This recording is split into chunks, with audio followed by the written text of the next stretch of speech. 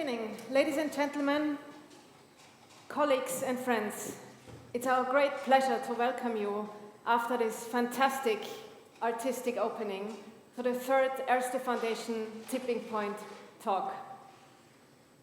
270 years ago, Benjamin Franklin flew a kite into a thunderstorm above Philadelphia to prove that such a thing as electricity existed. And from that moment onwards, it would take another 130 years until private households would make use of the beauties and possibilities of electricity via a brake light switch. Technology, or rather artificial intelligence and cognitive computing, are often compared to the invention and discovery of electricity. Now that we have discovered all these possibilities in the last years, we wonder how much longer will it take until we, individuals, can make use of the sheerly endless possibilities of technology and cognitive computing. And we also ask, at the end of the day, will democracy have survived that process? Power of law, or law of power. Why we need European leadership in governing technology globally is what we ask in this third Tipping Point talk. Welcome to all of you in the room at the Museum of Applied Arts here in Vienna. And a warm welcome specifically to those among you who have come in from Warsaw, from Belgrade, from Berlin, from Prague, in order to work with us on this question all day today at the MAC. And you worked especially on the Central European and Southeastern European implications of that question, the technology, the policy. Welcome also to all of you who join us via live stream tonight. Let me start again with a big thank you to composer Rupert Huber, who opened this evening, and to the team around Ars Electronica who made the technical details around this installation and intervention that you just saw possible. Thank you also to the dancers, Eva Schaller, Eva Maria Kraft, and Dominik Grünbühl. Let me now present the two visionaries, enablers, and hosts who made this event here possible. Christoph Thun-Hohenstein of the Museum of Applied Arts in Vienna and Boris Marte of ERSTE Foundation.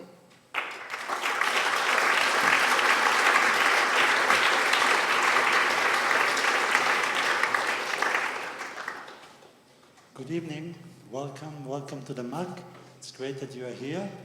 I would echo Verena's remark towards the performance, it was terrific.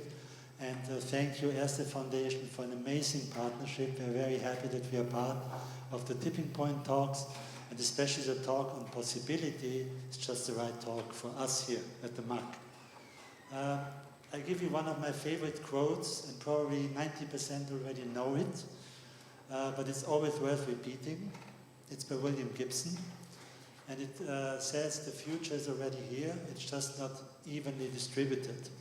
And I would add, it's just not well enough regulated, and certainly not evenly regulated. Yeah? And this is part also of what we are talking about tonight. So we at the MAC here work on the basis of the realization that we live in a new modernity. A new modernity is something that changes everything, and in our case at enormous speed. And we have all to work very hard on that modernity so that it doesn't slip us away and does with us what we don't want it to do with us. And we are exactly in that danger right now. There's no time to lose. And digitalization is the one big force, including AI, robotics, and many other things. But of course also what we call climate care here at the MAC. The other big topic of the magic triangle. And the third one is social sustainability. And you can add social inclusion into that and a lot of other things that are part of social sustainability. And we have to work on this triangle, on these three topics, this magic triangle, in a spirit, in a holistic spirit, I would say. Yeah.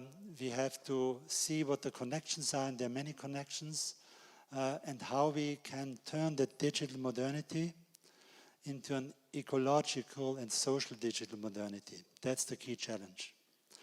And it's against that background that I initiated the Vienna Biennale, and you're here also because it's still on.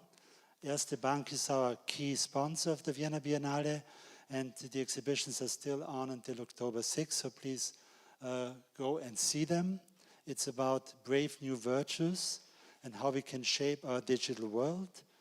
And this is very much at the forefront because we need the input, the perspectives of everybody, of the arts and all other corners of society, of the spectrum of society, and we need to work them together. We need cooperation at all levels. So let's work on it. We are very excited now later to hear the talk, the lecture by Marietje, and the panel discussion that will follow. And as I said this morning also in a smaller gathering, I wake up every morning and my first remark to myself, my first thought is, I live in a new modernity. What can I do to shape this modernity? Thank you very much. So,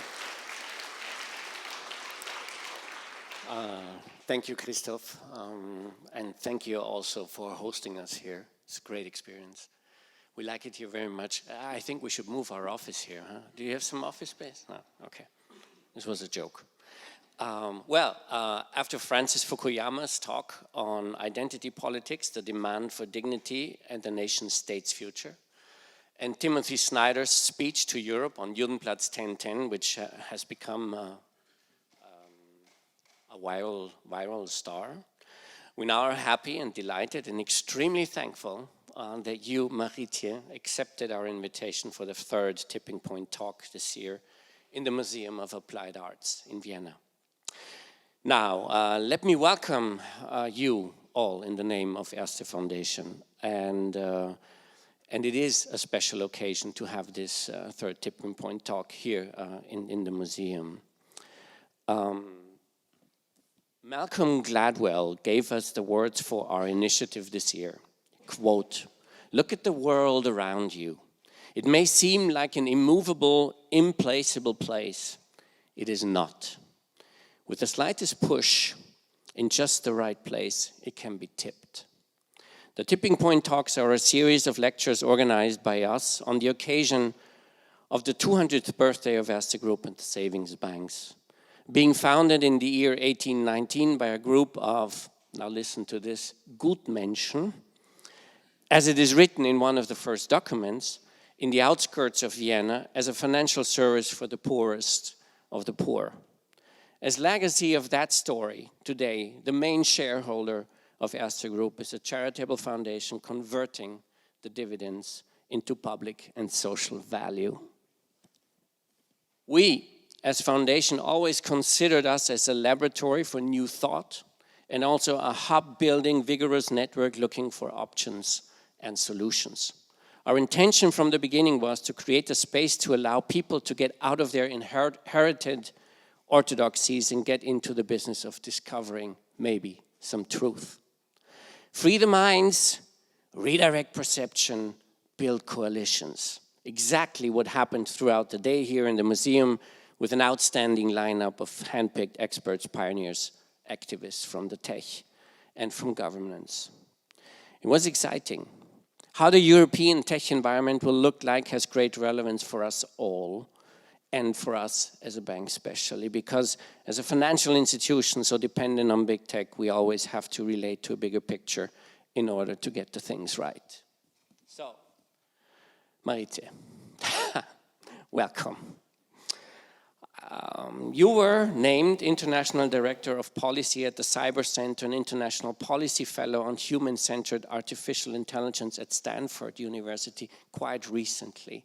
So congratulations on that. Right? Many of us got to know you, Marietje, as very active, pioneering Dutch member of the European Parliament between 2009 and 2019. In the European Parliament, she served as a member of D666, part of the Alliance of Liberals and Democrats for Europe political group.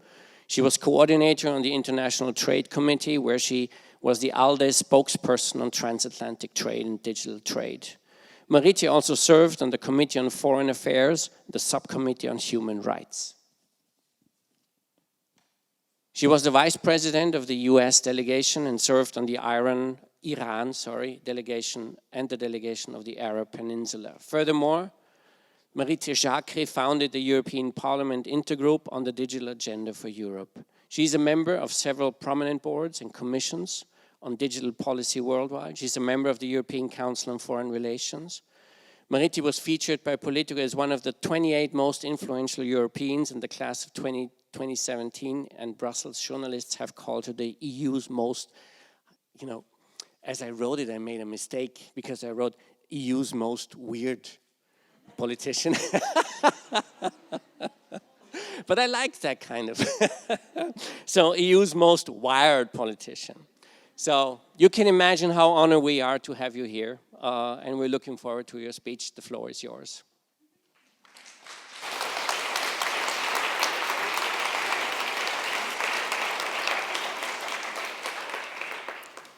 So a couple of years ago, when I was still in the European Parliament and we had the Romanian presidency, we had a meeting in the former presidential palace, now the parliament. And it is one of the heaviest buildings, if not the heaviest building in the world, for many reasons. It sits atop of a hill, but really the ruins of the old city of Bucharest, where 40,000 people used to live, go to church, synagogue, play, and go to school. And it's hard to experience how today it is actually a parliament, when the architecture that's all around you is still so pompously authoritarian. But inside there was a small exhibition on the history of hunger and repression, because even when food shortages were extreme in the 1980s, there was a weekly program with Ceausescu. It was supposed to convince all Romanians that the wealth and the success of the communist model were abundant.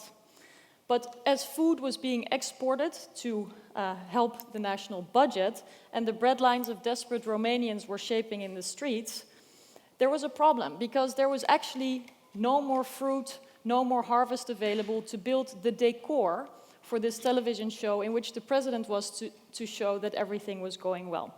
So as a result, they took wood, they shaped apples out of it and painted them to suggest that everything was still in order. And it was a perfect background, of course, for sharing lies and keeping up the horrible appearances that took place in that country. And in those days, in the 1980s, there were no mobile phones to document the story of breadlines in the street in the meantime, and the state security was so severe that it even kept all types of typewriters on archive to make sure that anonymously written letters could be traced back to the senders if necessary. Now, fast forward to 2016, when Russian intelligence operations tried to manipulate the US presidential elections through hacking and disinformation campaigns.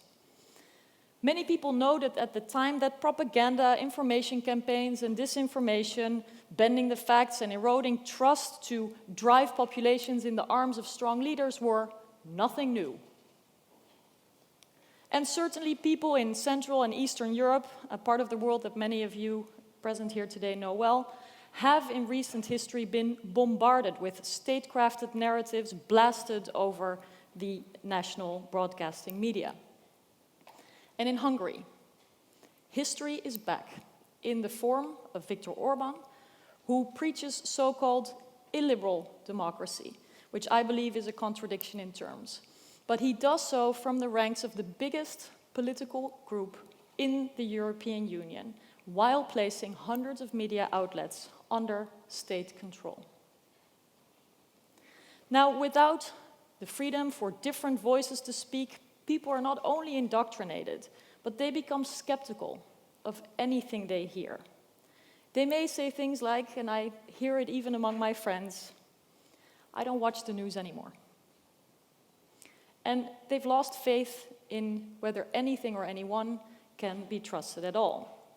And that's a problem, because when people stop trusting and stop participating, a big blow to democracy has already been dealt. So information flows and the question of who controls the narrative have always been political. When governed for repression, media and information become instruments that strengthen dictators at the expense of populations. But when governed for democracy, pluralist debate and critical journalists speak truth to power, and they empower the populations, no matter whether it's on the radio or television or on the internet. So more than just the medium, the governance and the values anchoring governance and regulations are decisive for the outcomes. Whether the rule of law is respected is what sets free societies apart from dictatorial ones. In other words, whether governed by the power of law or by the law of power makes all the difference. And there are very few good examples of what happens when power is centrally concentrated. The promise of disrupting, with very few good examples of what happens when this power is concentrated centrally, the promise of disrupting monopolies of power and information created what I think was an understandable excitement around the technological revolution. And very soon that impact became visible. WikiLeaks published confidential diplomatic cables and Edward Snowden revealed intelligence gathering methods of the American surveillance state. And they were very far-reaching. So it showed that individuals could really embarrass even the most powerful states and pierce through diplomatic and security protocols just like that. In the summer of 2009 and also afterwards, people all over the world could see in real time how the police was beating protesters in Iran, Tunisia, Egypt, or Syria. And that was remarkable because in 1982 it had taken months for the news of the killing of thousands of people in Hama in Syria, it was a massacre, to reach the outside world at all. But today, a mobile phone makes us eyewitness to peaceful protests or police violence from Hong Kong to Venezuela. Information is power. And technologies are changing the relations of power as they change the flows of information and become a layer of all aspects of life. But we cannot only consider the aspect of the empowerment of individuals and the breaking through of monopolies. Because authoritarian states too have accelerated their control through surveillance technologies and more recently facial recognition tools. Private companies have become so powerful, catering to billions, and the data they collect pales the database of any country's government. We have to ask ourselves, who is governing who? As such, technology can be considered as an extension of agency, and outcomes very much depend on the governance of, as well as the governance by technologies. Through their architecture and their design, they are very essential. Because it all hinges on the values guiding the processes and the results. Designing for profit, most likely, does not lead to optimal effects for democracy, and the most impactful technologies, such as automated weapon systems or facial recognition systems, will inevitably have deep consequences.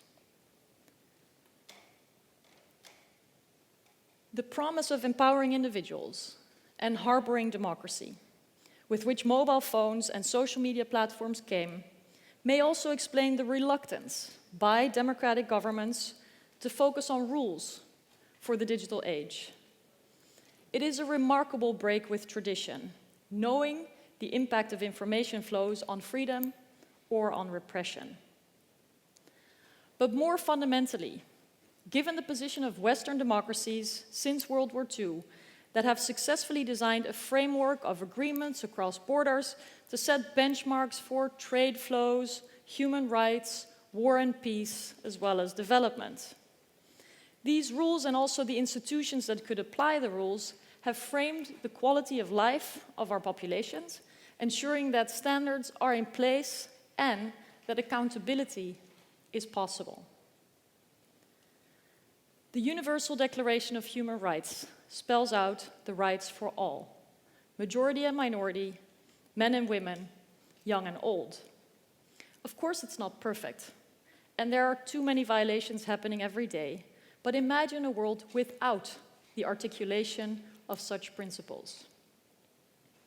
The World Trade Organization has been key to ensure that trade doesn't only flow, as it has for centuries, but that rules ensure higher standards and fairness between countries, but also companies engaged in that trade.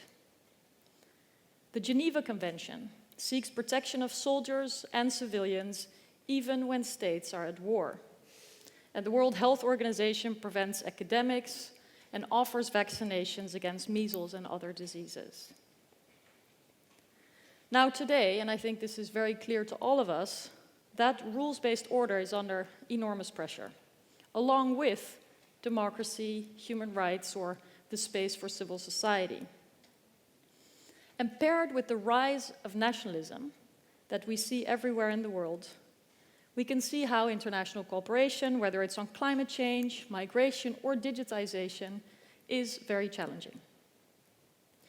So we meet here today at a moment where there's pressure on the rules-based order, and also while that rules-based order does not yet sufficiently cover the digital domain. And that's remarkable because the West had a pole position to develop such rules.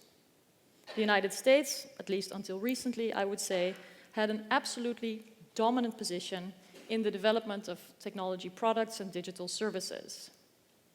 But guided by a combination of a self-centered view, a belief in the First Amendment, a libertarian culture that we now know to be quite typical for Silicon Valley, but also with armies of lobbyists, companies convinced lawmakers that any regulation of the internet would stifle innovation, and that authoritarian regimes would be inspired by regulatory steps in the United States to repress, for example. Now, I could only wish that authoritarian regimes would take such inspiration from what we do in democracies. But speaking of regulation of the internet, which continues to be met with a lot of pushback, including from civil society groups that I deeply appreciate, would we describe the need to use safety belts in cars as regulation of traffic or as regulating for road safety? Do we regulate the internet, or do we ensure that algorithmic decisions are accountable as we regulate for fair competition and free speech in other sectors? I think it's not only more helpful but also more legitimate to focus on the principles that should be safeguarded, no matter what technological revolutions or disruptions we might see. And certainly democratically elected governments that act based on a mandate of their people have every legitimacy to regulate. But at the same time, we see precious time is lost to seek effective leadership towards a rules-based system. And this rules-based system preserve the benefits of the open internet and other technologies. There are definitely very exciting opportunities that we all enjoy every day and that more people all over the world should enjoy. But we should also ensure that there's a protection of rights of people using the internet wherever they may do so. And an alternative model to a global rules-based order is gaining ground. And I see the digital domain increasingly as its frontier. The government of China believes that states should manage and contain their own internet. It's basically an embrace of the Westphalian model to the online domain. A recent implementation of the concept of cyber sovereignty in China's cybersecurity law requires foreign firms that do business in China, and there's many of those, to store their data on Chinese territory, and that makes inspections for a variety of reasons a lot easier. Other articles in the law disproportionately interfere with Chinese people's right to privacy or freedom of speech. And people in China are, as you may have heard, taking scores on the basis of their behavior, the so-called social credit system. At the same time, the Uyghur communities, a large Muslim minority, are imprisoned in high-tech surveillance prison camps. And it is clear to me that minorities anywhere are often the first to experience when technologies exacerbate repression and discrimination.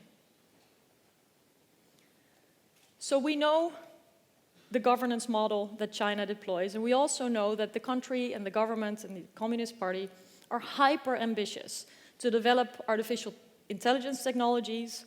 And so knowing that matters of governance and questions of which values go into the systems are only becoming more urgent. And I think that if artificial intelligence is to be seen as inevitably benefiting from, but also helping to build centralized data governance, we should think twice about idealizing it. And if instead we believe that the technology can be built so it serves humanity and democracy, we must prove so. Now, China does not only have ambitions at home, but also through the Belt and Road Initiative. Chinese companies harvest as much data as possible, including through the rollout of apps in countries like India, but also many countries on the African continent, in countries where people's rights and their data are not at all protected. In the meantime, we know well that there are fundamental questions about the separation between the Communist Party, the Chinese state, and private companies.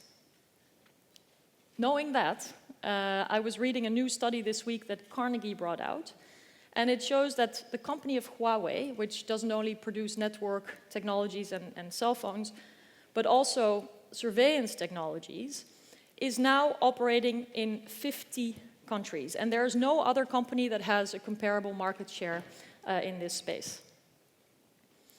So the question of technology governance, I believe, is becoming a more and more important element of foreign policy and a key strategic question of our time. And we may not see tanks rolling in the streets, but we know that people in China cannot find records online, and not even in private messages, of that day in 1989 when tanks crushed people on Tiananmen Square. We see AI-enabled censorship rolled out globally. And in diplomatic efforts too, China actively seeks to shape global norms on the basis of what it considers responsible state behavior online. So the sovereignty model doesn't put the rule of law or the rights and freedoms of users first, is being rolled out globally, and it also has, I should mention, profoundly protectionist effects. Now, at the other end of the top-down controlled sovereignty model, we see a market-powered model. The infamous quote by Mark Zuckerberg, "Move fast and break things," was an ambition as once voiced and long was a sort of informal motto in Silicon Valley. And I think the breaking things has been quite a success. Many sectors are entirely disrupted, from the transport sector to media, as has been mentioned earlier today as well. And if they are not yet disrupted, the sectors, they will be soon. And I'm thinking about the financial services, so I hope ERSTE Bank is taking preparations, but also healthcare and many, many other sectors. And very, very significantly, we see that democracy is being disrupted. Now, the irony is that many of the people running the largest tech companies, while they're busy avoiding the law or staying ahead of it, effectively became regulators themselves through the design of technology optimized for efficiency, customers' eye time, or personal data shared. CEOs have been in the business of governing without appreciating that role and without having a democratic mandate, for example, and certainly without the kinds of checks and balances needed. Over the past roughly 20 years, when the internet spread and connected billions, companies like Facebook, Google, Twitter, Amazon, we all know them very well, became the guardians of information flows. And others, slightly less known but also quite powerful, like Palantir, are analyzing data for commercial intelligence purposes. And there are many, many smaller companies whose names probably don't resonate with any of you, but that are building commercial, off-the-shelf surveillance and hacking tools for anyone who can afford it. Now, in many post-communist countries, memories of the notion of a Ministry of Information or a Minister of Truth invoke nightmares. And I should say it also invokes deep concerns in countries that were never communist. But effectively, the CEOs like Mark Zuckerberg and others are acting like arbiters of truth. They are increasingly uncomfortable with these big responsibilities, and so we hear Facebook, but also Apple's CEO now calling for regulation of content moderation, speech, and privacy. But short of that kind of regulation, companies' profit-driven algorithms and business models still decide whether a parent worried about their kid's health finds medical advice or a link convincing them that vaccination is actually damaging for children at the top of their YouTube search. And these kinds of outcomes probably explain why in 2019 we see sudden outbreaks of measles in countries like the United States. Company governance without oversight allowed Cambridge Analytica to harvest personal data to be used by repressive regimes or other governments to micro-target people and to influence election results, whether it was in the United Kingdom, the referendum, or in Kenya. Governing for profit optimization allows blatant conspiracies to rise above news stories and search results, and until recently, advertising categories, and I don't mention this lightly, but advertising categories. So if you wanted to place an ad on Facebook, you could click on these kinds of groups. They were groups such as Jew hater, or Hitler did nothing wrong, or people interested in Joseph Goebbels and Heinrich Himmler. Now imagine trying that as a store in the streets of Vienna. I think you'd run into serious trouble, and the law.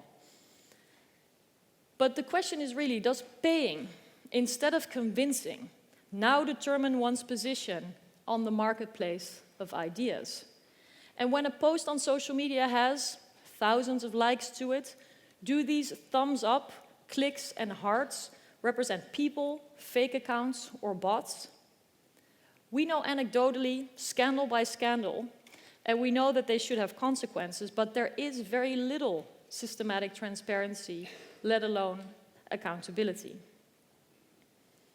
So I've tried to give you a sketch, an impression of the power of platform companies, and they decide what internet users see. But how the formulas of matching and collecting data and advertisements really work actually remains largely mysterious. The algorithms running the online lives of billions of people are considered trade secrets.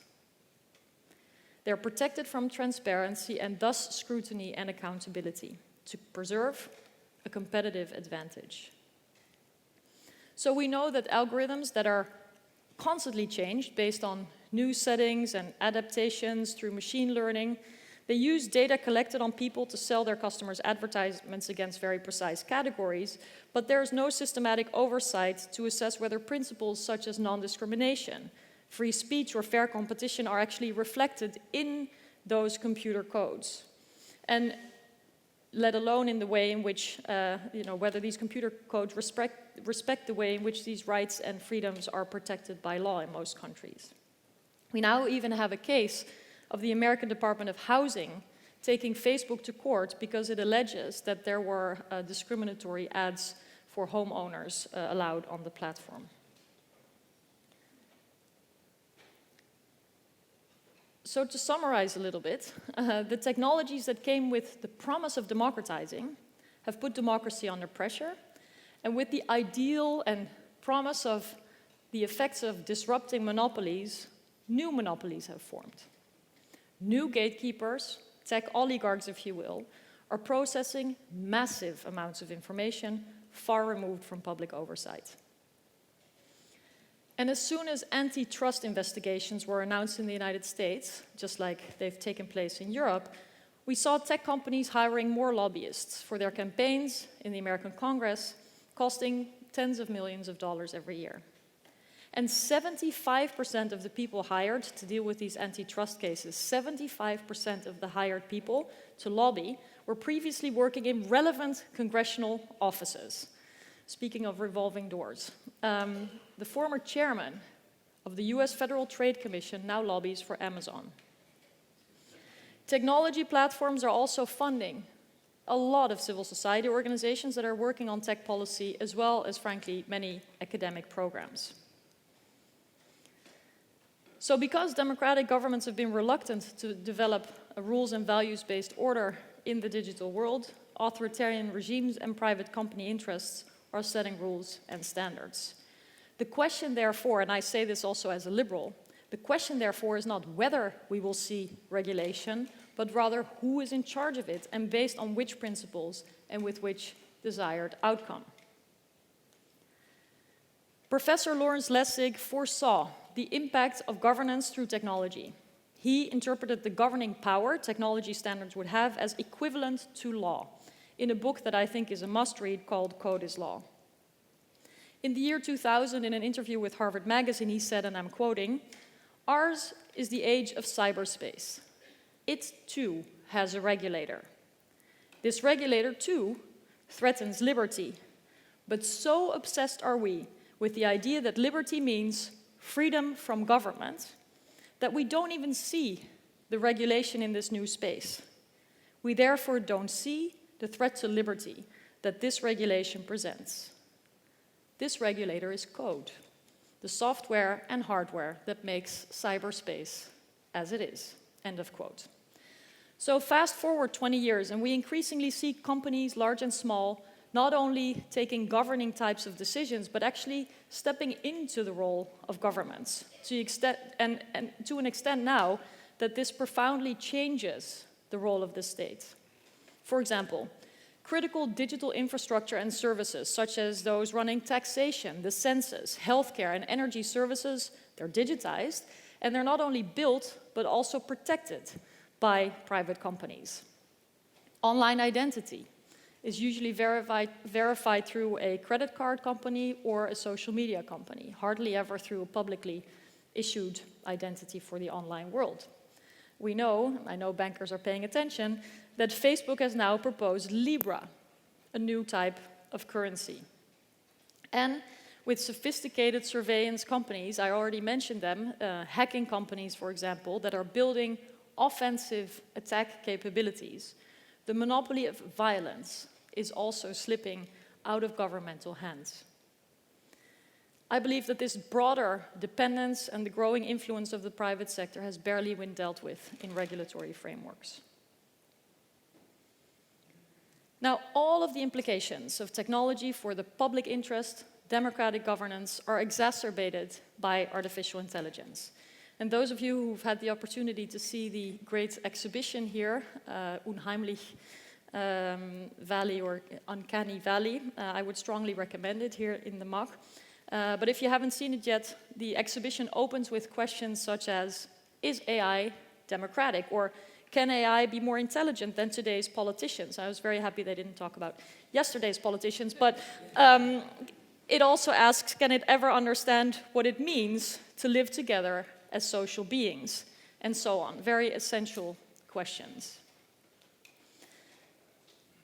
AI is not the future, the way some people talk about it, it's the present, and we will soon see an AI application available that's more widely going to be used, that is already invented but not used so widely now, an application that can create conversational language at a level that people like us cannot distinguish from human-generated.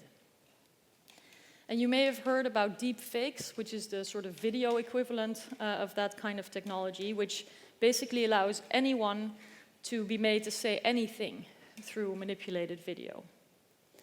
So if we thought that disinformation and trust erosion were a problem, just imagine what we're about to get into.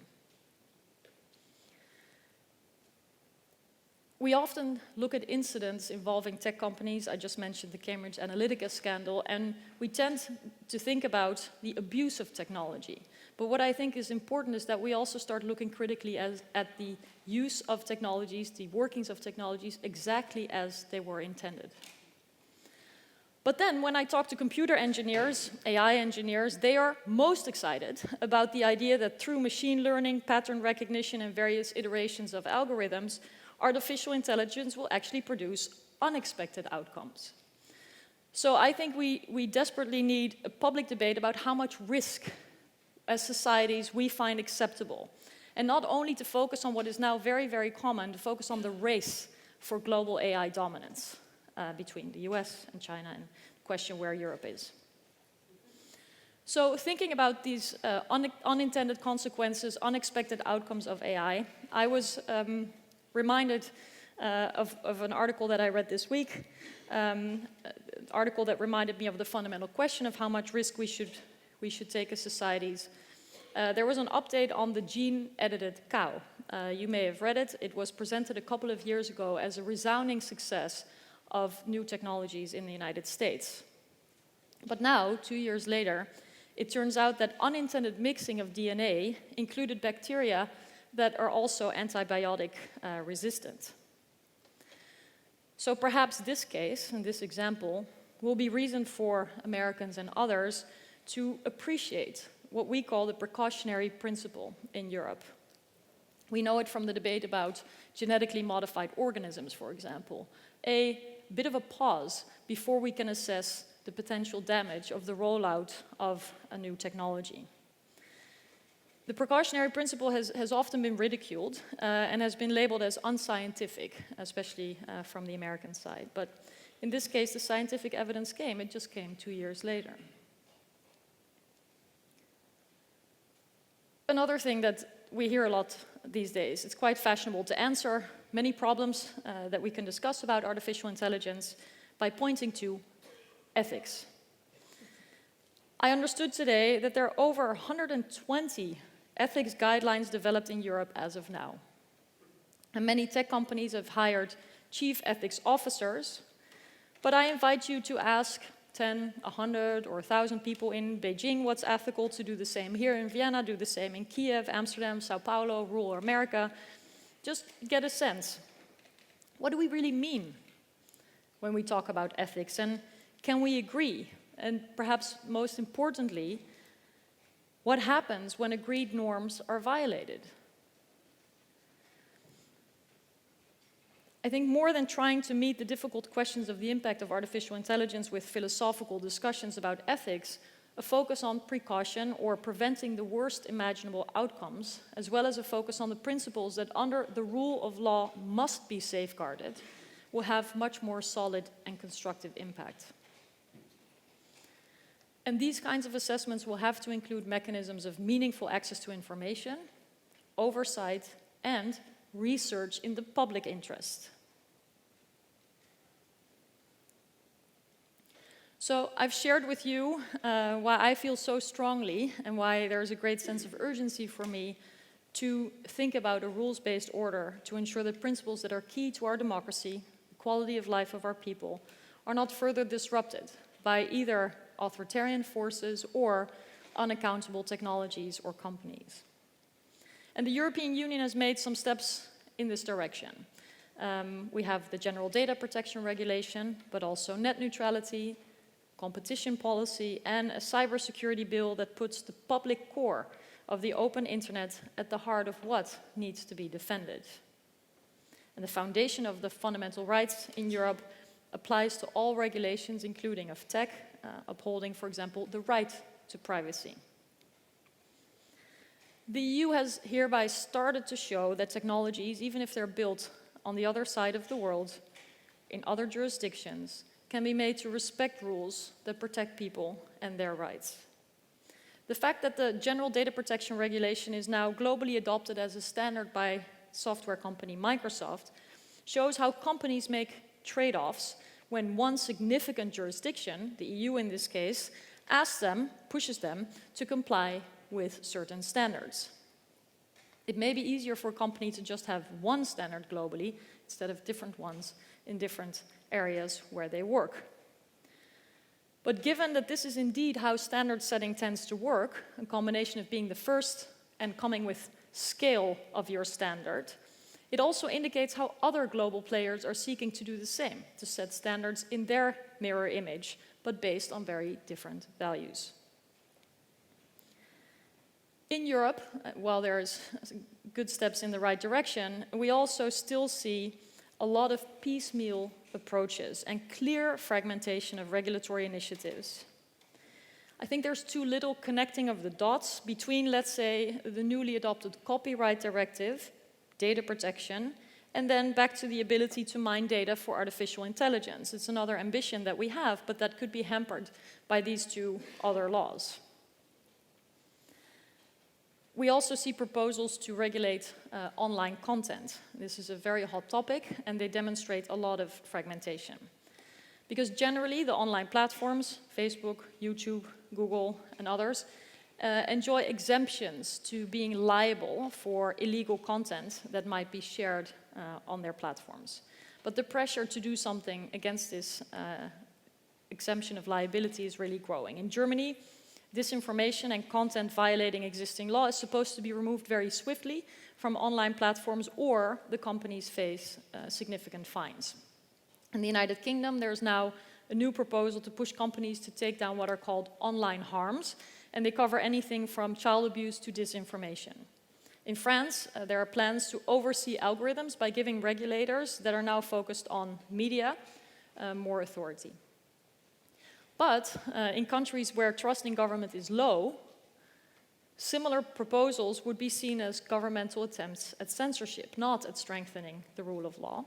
And others fear that the proposals on the table in Germany, the UK, and France still lack independent oversight and keep granting and even outsourcing too much responsibility to the companies that are actually part of the challenge. And the question is really, are these companies in a position to assess whether content and speech is legal or not? And by creating mechanisms such as high fines and other consequences, they may actually over-censor because they don't want to get a fine. It's maybe easier to take down more content, and that in turn impacts free speech. So all these initiatives kind of zoom in on the urgent question of making clear how speech laws, in this example, should apply online as they do offline. And the principle that laws should apply online as they do offline is actually underscored by the United Nations, and it applies to any imaginable law. Now, I think that that notion that we should build on laws that we have is a very good starting point for European efforts, but it won't be helped if we get 28 different interpretations. Instead, I think we should work towards agreement on broad principles as a sort of anchor point, and then empower regulators to assess whether these principles are violated. Because this will also make for more sustainable laws as technologies change fast. We cannot regulate technology by technology, but we can focus very much on principles. Europe must act with more speed and political ambition, and it now has an opportunity with the new leaders just in office, still figuring it all out and being heard by the European Parliament. But there's now, at the new start of this political chapter, a real opportunity to present a more integrated vision on value-based technology governance and to connect the different policy areas and, very importantly, to start acting as a global player. We must ensure in Europe that development and human rights policies focus on the impact of technology and that programs then strengthen rule of law principles, also in the digital sphere. That means pushing for norms that prevent the escalation of cyber conflict and developing trade rules for data flows. It also means a more ambitious, integrated artificial intelligence strategy with room for public interest research, talent generation, and an ecosystem that's more friendly to doing business. And frankly speaking, the world is not waiting for us to get our act together. The Chinese tech giant Alibaba already proposed e-commerce or an eWTO mechanism to facilitate digital trade, and the trade wars between China and the US are impacting anything from software to technology supply chains. And again, while these are all very challenging circumstances, also for the rules-based order, this momentum gives the European Union the space to lead in showing what a values-based model for comprehensive tech governance looks like. The EU, more than many other global actors, has demonstrated in practice for decades now how rulemaking across borders is done and on the basis of values. So it therefore has not only the practical experience and the institutions to get this worked out and democratically controlled and mandated, but also it enjoys credibility in this space, also from a number of third countries that we haven't talked so much about today. Now, besides government-led efforts, there's a vibrant community of civil society experts, tech programmers, and private sector companies that are also engaged in all kinds of discussions and fora about non-binding solutions to tech governance. And this happens according to the so-called multi-stakeholder method, which is basically designed to have different people that are impacted by technology or by the norm that is discussed to have a seat at the table to give input before the decision making. And I think these are very noble and important efforts, but we have compacts, Magna Cartas, declarations, sets of principles, all coming forward from these initiatives. And what worries me about all these big words and different initiatives is that there's fragmentation and there is not a sort of strategic effort to collectively work out the more difficult details and to try to see these processes through instead of sitting together and declaring something. I also think that the different efforts around multi-stakeholder initiatives would benefit from a more pronounced, articulated set of values as a starting point, and also ensuring that there's enforcement. You can declare principles, but what happens the minute they're violated? That's usually when the real test happens. So I think in these various initiatives and with these various actors involved taking on greater roles in governing technology, it would be really good if rule of law principles should commit governments and companies and civil society in a more horizontal kind of governance effort for the digital age. And an adherence to rule of law principles should really be a litmus test for everyone at the table. I take, perhaps not surprisingly, inspiration from John Locke, who wrote that freedom in society means being subject only to laws made by a legislature that apply to everyone, with a person being otherwise free from both governmental and private restrictions upon liberty. But there's actually also earlier traces of the concept of the rule of law found in Islamic law and in Asian tradition, so I'm hopeful that it can have a more global resonance. The rule of law actually articulates a political situation, regardless of any country's specific legal rule, and it is therefore more suitable for a global context like the online world, because it focuses on method besides substantial law, which is also very important. But rule of law principles are the notion of equality, meaning that everybody is equal and nobody is above rules and laws. Transparency, very important, of rules and codes and processes that should be explicitly and publicly disclosed. And there should be mechanisms of appeal and redress when there is a ruling. The person impacted should be able to challenge that ruling. So just imagine, these are centuries-old concepts that have made the distinction between free and unfree, open and closed systems. But imagine if big tech companies that we just talked about a little bit were to apply these principles to algorithms alone. It would make accountability possible. And these principles, broadly, if adopted by companies, but also civil society and those multi-stakeholder groups that I talked about, would actually be a very good starting point for good governance of technologies. You might wonder, why on earth would companies do this? But they are feeling the pressure. There's a lot of pressure for them to do more, and I think the lack of experience in governance is also a bit of a search in order to see what the best answer is. Meanwhile, a lot of social media companies are now being accused by the American president, for example, for being too left-wing. Others think they may have other political biases.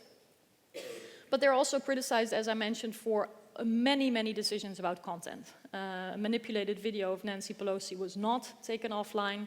There was a lot of criticism with every decision to take content offline, like Daily Stormer, for example, a right-wing blog. There's also criticism. So to have articulated principles that apply equally and that are known to users and mechanisms for redress could actually really be an incentive for building credibility and trust, again, by these companies. It also allows, and I think that this is an interesting opportunity for companies too, when they're working in countries where the rule of law is not the standard, to make a commitment to their customers there that is of a much higher standard and gives them greater protection, regardless of the law of the land, so to say. So I think that that's also important.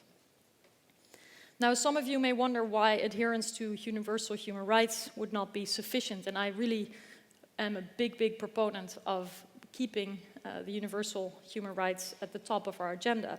But in practice, we see that the interpretations are quite diffuse and different in different countries. And so the question of the rule of law as a method rather than as substance of laws would push companies to reveal the rules based upon which, for example, they remove content or select or filter it or promote or demote it. And it would also give transparency on the desired, stated, intended outcomes of artificial intelligence. So I think it could be a foundation for various specific efforts on digital trade, development policies, norms of state behavior, but also antitrust procedures. And it's important for Europe, I think, at this moment in time, also with so much criticism on the role of the private sector, to think not so much of a digital single market, which was always the agenda, but really to think more about a digital single sphere or a shared digital space online where the public interest comes first.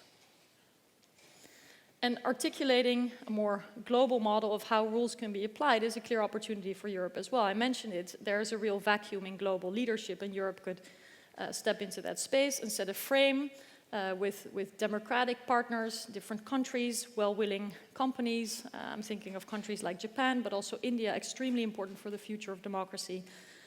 Civil society organizations, really horizontal coalitions behind these shared values and methods.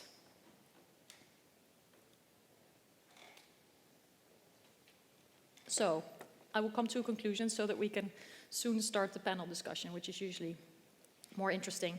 But if there is one thing that I would like you to remember after tonight, it is how much rules and governance actually matter, including for the way in which technology will turn out to impact our lives, the lives of our children, and the lives of people on the other side of the world.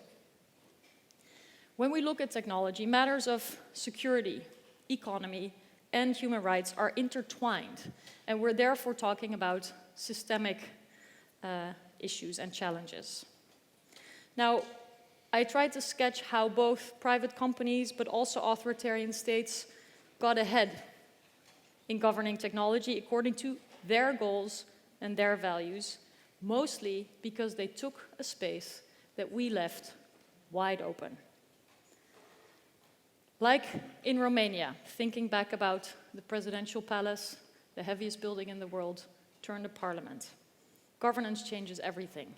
But architecture, once it's built, still reflects the values baked into it. And this is more true for the way in which a technology is governed, or at least as much so. Governance for human rights versus repression, fair competition versus a winner-takes-all, inclusion or exclusion. The values get solidified from the moment of design, and often invisibly so. So that makes governance and transparency, accountability, even more important.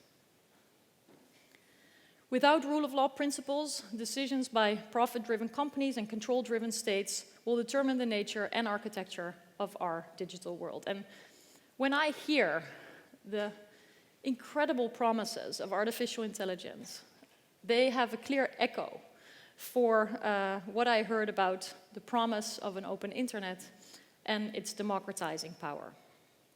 We now know that democracy did not go viral as a self-fulfilling prophecy. In fact, the contrary might have happened, and that because of a lack of focus on democratic governments and governance, a lot of time was lost.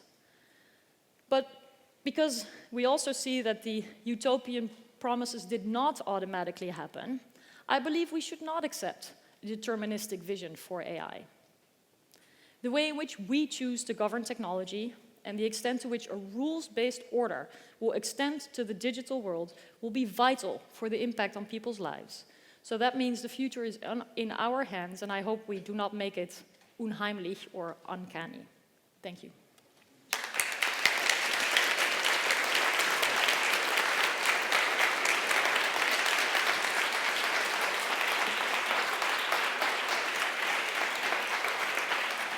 Or, yeah.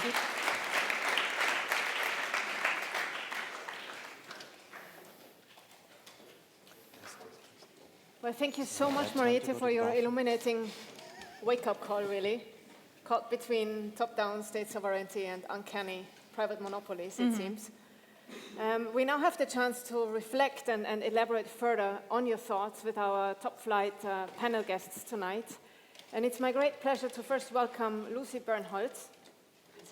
Yes. Lucy is a senior research scholar at the Stanford Center on Philanthropy and Civil Society, and she directs the Digital Civil Society Lab there. And she has been looking specifically at the nexus of philanthropy, so mostly foundations, civil society, and the digital transformation. She runs a blog entitled Philanthropy 2173, and yes, you mean the year 2173 in it, because you really want your readers to look at the very long term.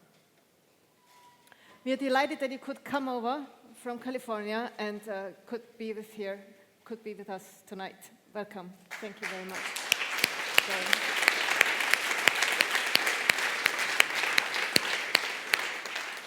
My next guest is Joanna Goodey. There's Joanna.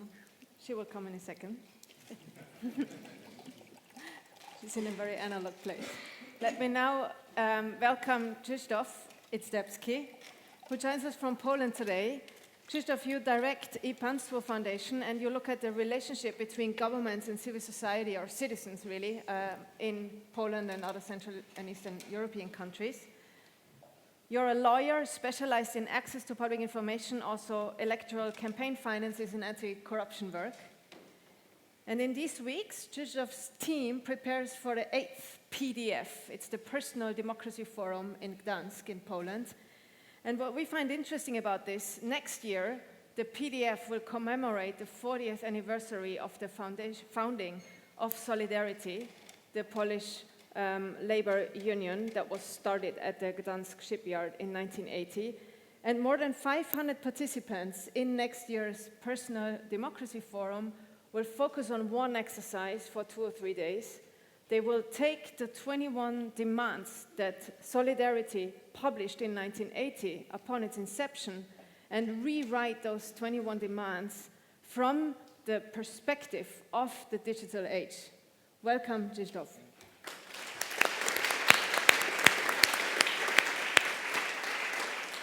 My next guest is Joanna Goodey, originally from the UK, who works here in Vienna. She's head of research at the EU Agency for Fundamental Rights. And this is an EU body that looks at the fundamental rights situation in the EU through research and data collection and brings the results back to the EU institutions and member states. Joanna currently chairs the EU Agency's Network on Scientific Advice and is a member of the European Commission's high-level expert group on artificial intelligence. You have published widely, including a book on victims of crime. So thank you so much for joining us, Joanna.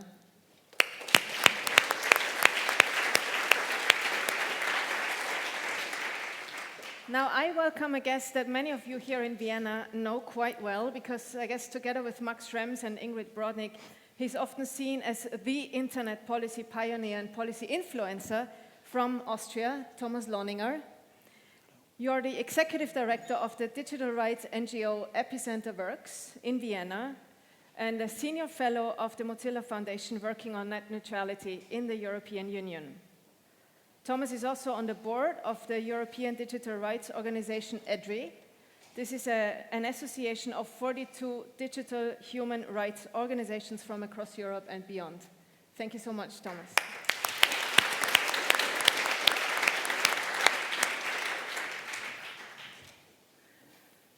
Let me go into this and pick up with Thomas right away.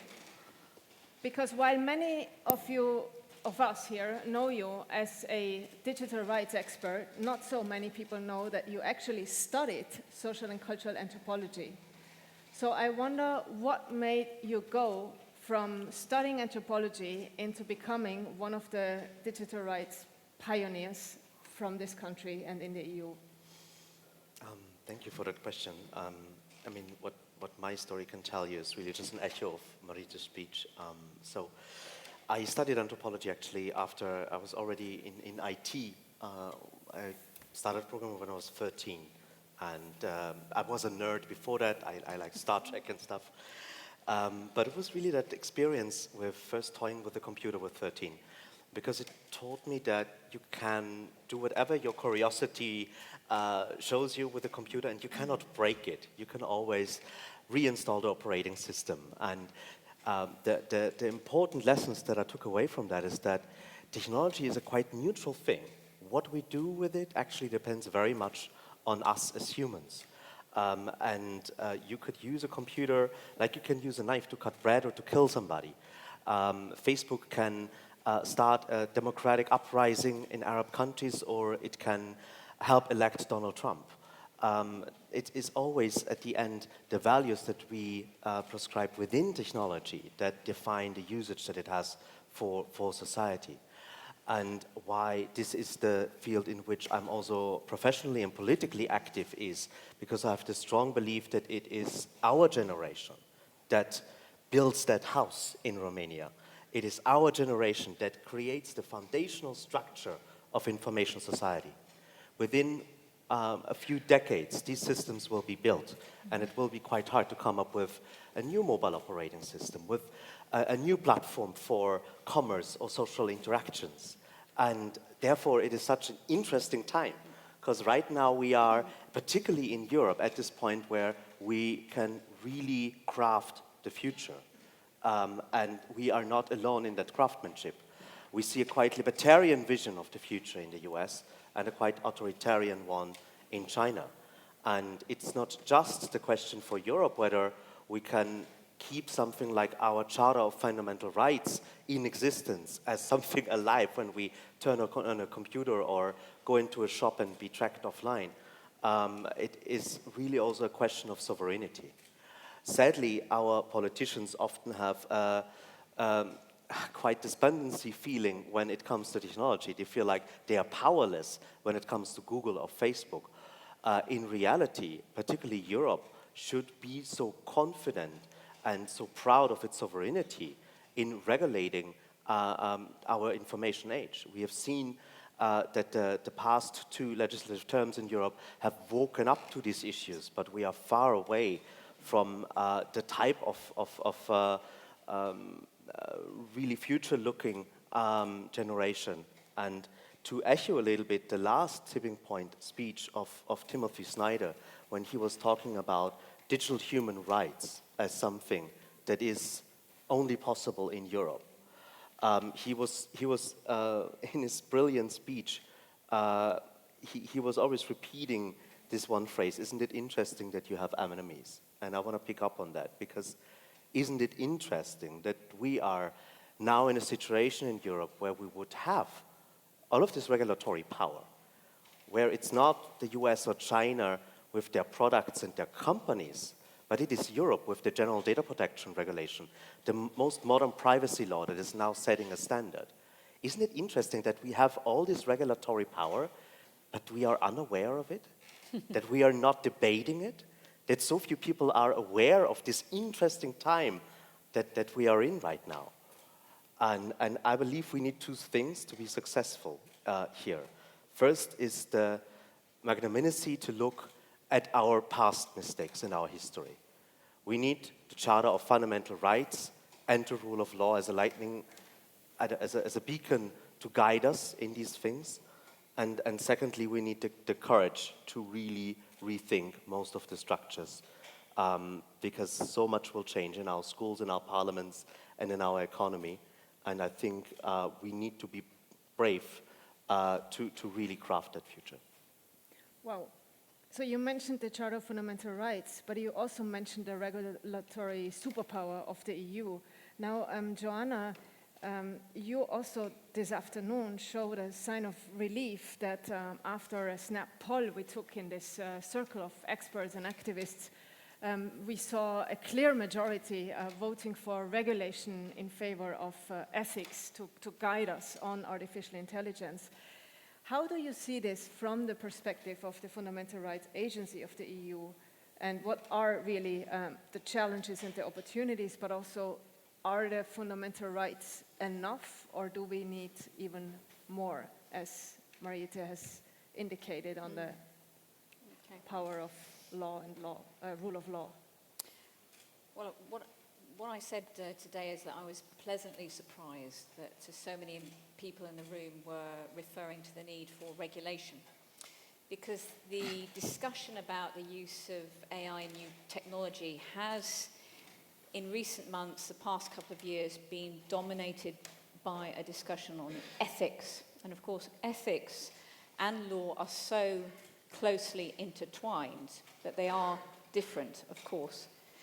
Now, a lot of the discussion about ethics, one can be a little bit cautious about, or even cynical, because as I said earlier today, we, just in our brief look at the EU member states, we were counting in excess of 100, getting on for 130 plus various ethics guidelines that are being issued by different entities.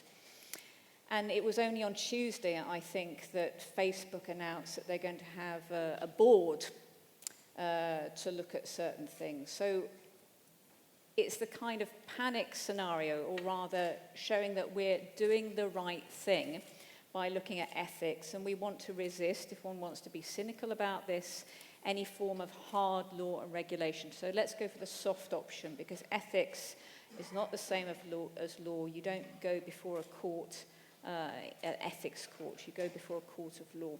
Of course, ethics is another layer in that tier of oversight. So I think we can see a shift towards looking at a regulatory framework, and we have the new president-elect of the Commission having announced that is what they're going to be looking at. But of course, the reality is you can have the best law drafted in the world after 2 years or however long it's going to take. GDPR took months and months and years. But the reality is in the implementation of the law, because we've got a lot of regulation in the EU. A lot of it predates AI, which currently has to be applied and has to adapt to the AI situation.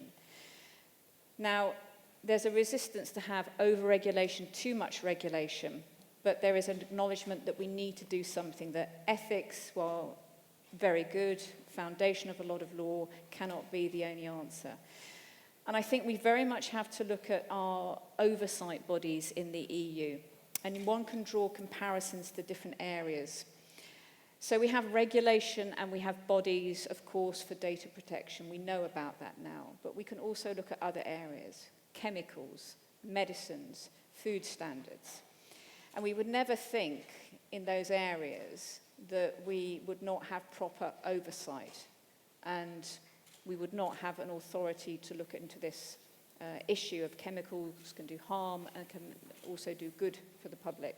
The same applies for AI. So it's whether we have the shifting ground to say, let's adopt regulation, whether we have the harmonization of that within the EU, that there's support for that across the member states, we will have to see. And then if law does come into place, we will have to see if we have really the true level of enforcement. Do we have an architecture that's strong enough in the EU? One can argue that the data protection authorities have been grossly under-resourced to deal with the general data protection regulation. So you can have as much law as you like, but you have to be able to enforce it, and you have to have these really strong oversight bodies. So underpinning all of that, of course I'm going to say that coming from the Fundamental Rights Agency, that you have to have that red thread going through everything is that it's not only about privacy, it's not only about data protection, it's not only about equality and non-discrimination through misuse or inadequate data, it's about all areas of our lives which fundamental rights crosses in its entirety. And it's a huge job.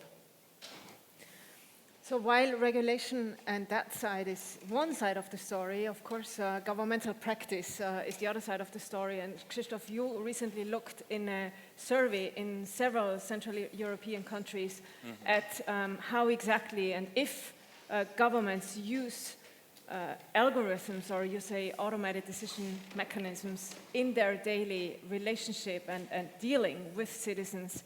And what you found was not only very positive Optimistic. or encouraging. Or encouraging. Tell us a bit more about how this relationship between government and citizens has also been changing over time now in light of the digital challenge. Sure. I think like this is like the whole discussion, debate on technology is now focused on AI also, because this is something that we're afraid of, and it is justified fear. But also, from my point of view, that sometimes we're talking about it and forget about the things that are already in the place. So like algorithms and automated decision making that is supporting governments in recruitment to kindergarten, in distribution of social benefits, in allocating judges, or fraud detection. I mean, these are the good things and bad things at the same time, of course. But the problem that we having now when we're discussing the regulation of AI, we don't have any regulation of the system which are in place. So the question that we ask ourselves, also from the CE perspective, is we agree that technology has an impact on society, but like, does society has an impact on technology actually? And how much of this is also the part, on one hand, the responsibility of the public officials, and on the other one, how does it change their work? They are also impacted by using automated decision making in very different way. We are already partially governed by algorithms, and this is something that we would never escape from when not thinking about how to regulate the thing. Why the regulation is important? The regulation is important because there is lack of knowledge, not even in front of the civil society or the society as such, but public officials have no idea how some algorithm works. They have much more secrecy inside the office as such than they had it before, when the people were responsible for the decisions by themselves. And yes, we agree that the people are biased, and the argument why we use automated decision making, because we can make, like with allocation of judges, we can basically have a more fair system of allocating the person to the specific court case. But the important thing is that algorithms can be biased as well. Do we want to team up people with biases and algorithm with biases? This is a very risky mixture, isn't it? So where is the trust going, really? No, the problem with the trust is, especially in Central and Eastern Europe, and that's our problem with the regulation thing. Do we trust governments that they will regulate it properly? But on the other hand, can we trust machines that are produced by the government? So this is the thing that, especially from the perspective of Central and Eastern Europe, as being also the part of the member states of the European Union, this is the only model that we can take, because we still have much more trust in the European Union, that is a Polish perspective, than in our own governments at some point. Lucy Bernholz, from your lookout post in the year 2173, looking back, what will have prevailed? The power of law or the law of power? Yeah. First of all, thank you for having me. And if it is going to be the power of law, it's going to depend on this moment and this Europe. Because the vacuum of leadership that's invested in controlling technologies, whether we're talking about something as seemingly basic nowadays as pervasive data collection, all the way to the potential of general artificial intelligence, there is no leadership coming from the United States of America. There's no leadership coming from the United States of America, I'll repeat it. There is leadership coming from tech companies based in the United States of America, but that's a very different thing. There is very strong leadership coming from China, as has been mentioned, but not in line with the values that the European Union is based on. There are some allies for the European Union, Canada, California, but not the United States of America. But the political will, the nature of the structure in the US is difficult. And I think on these issues, on this desire for the rule of law to be implemented in this space, it is the opportunity for the European Union to lead. I think what has been remarkable in how powerful it's been is the degree to which over almost 35 years now, digital capacities have infiltrated our lives to the point in which everyone in this room, I will posit, is dependent on them, literally dependent on these technologies. Yet we continue to believe that we can't understand them, and because we can't see them, we shouldn't regulate them. The first of those is completely false. And the second of those is a marketing tool that's been remarkably successful and exported right along with the software code. But neither of them is true. And the European Union and Europeans have never sort of fallen for this in the past. And so the opportunity to step forward and say, what we have here is a fundamental shift in the nature of our economic structures and our social structures. It's akin to a shift for moving from a land-based system to a water-based system. But just as the European Union has built laws for the land of the European Union, there are laws that extend to the sea. And it's just as critical that we take the values that we've identified and that you've codified and apply them in these other spaces. There's really nothing that unique about this as an industry with a set of vested interests to distinguish it from other industries. And the rights of people the rights of democratic systems to govern and require that the tools that are used in that system be governed in accordance with those expectations applies in this space as much as it does anywhere else. Well, coming back to Marietje, when you listen to Lucy, but also what Thomas said, somebody suggested this afternoon, what if people could have known the truth but didn't care enough to act? So let's focus for a moment on the perspective and the awareness and even maybe knowledge of European citizens.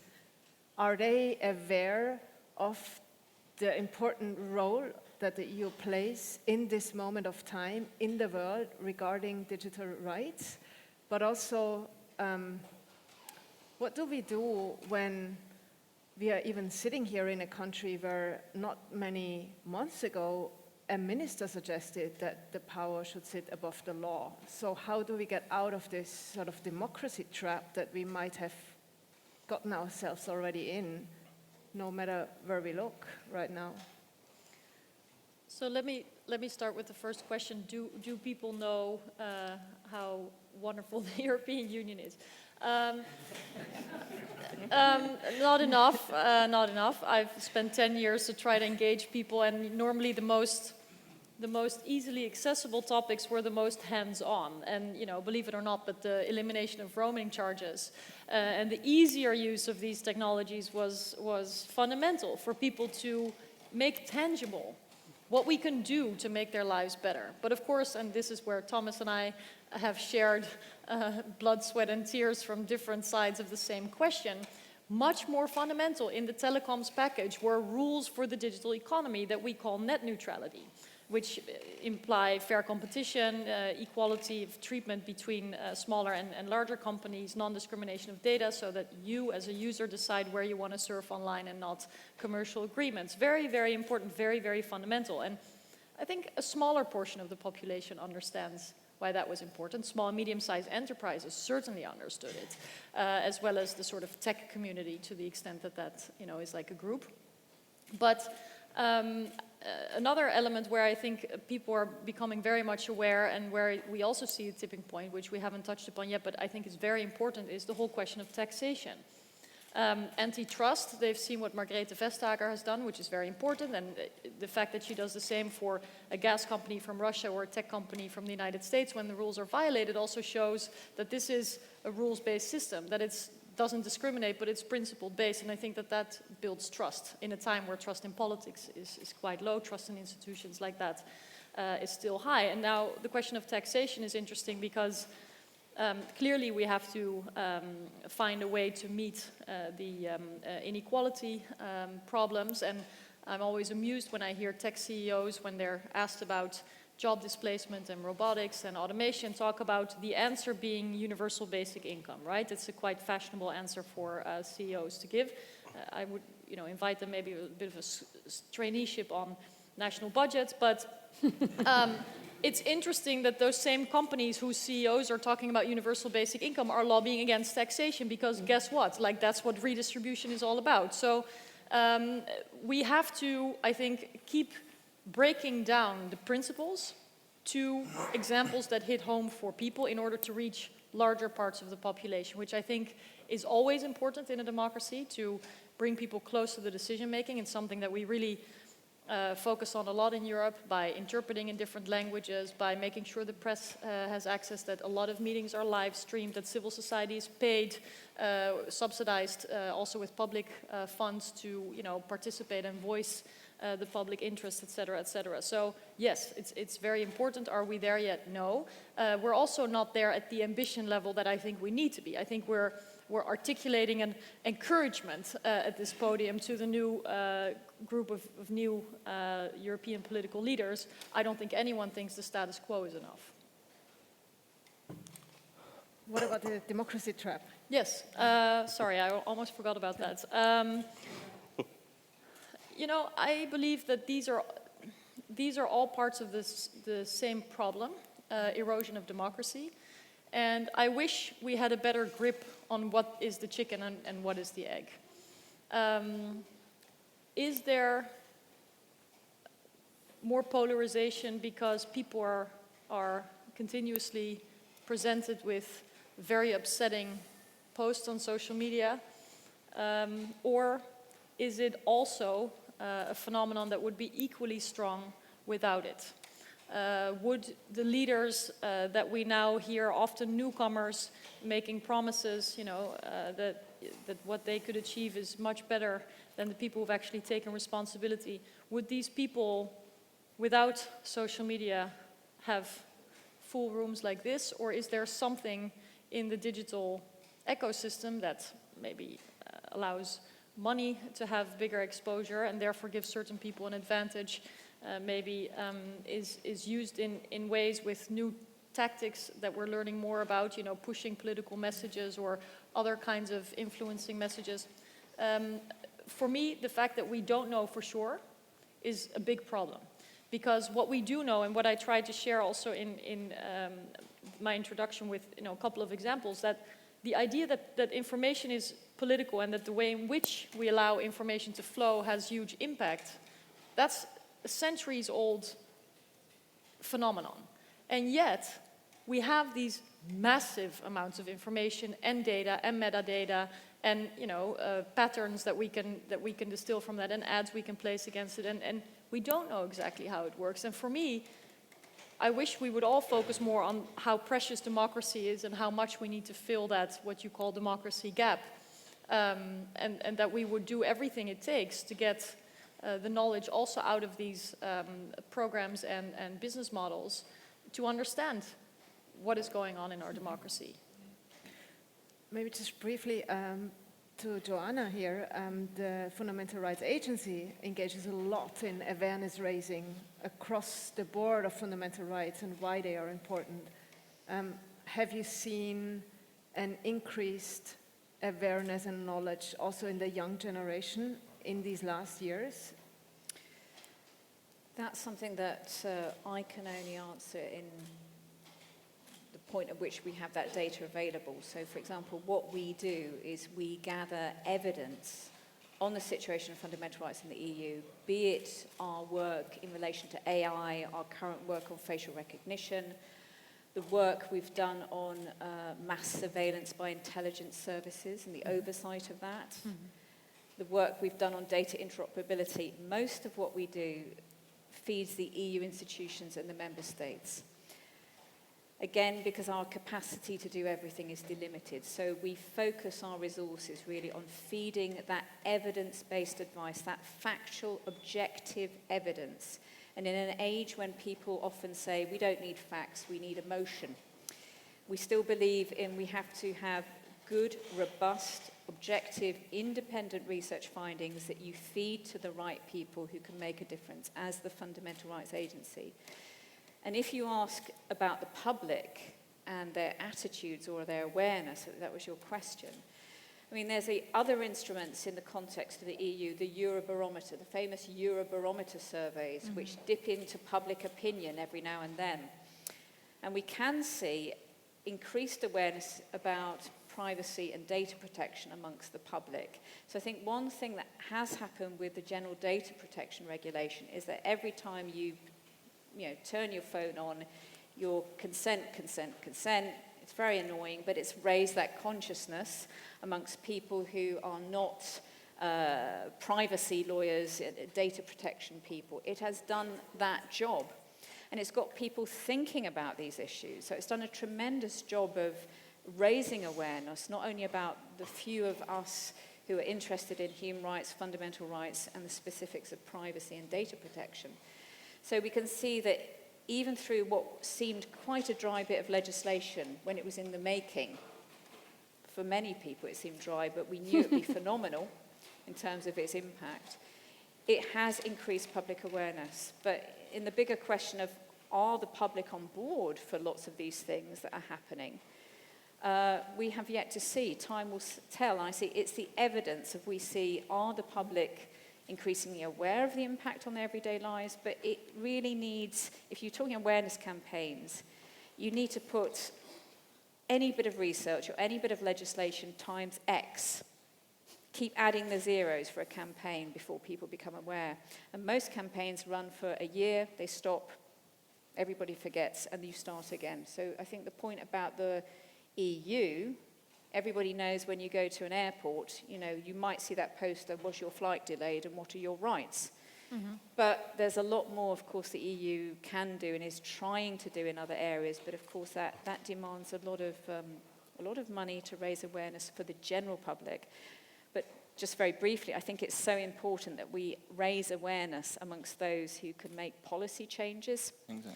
And that's where we focus as a fundamental rights agency, make those aware who can change the law and make policy changes, because they're the people who can make it happen first.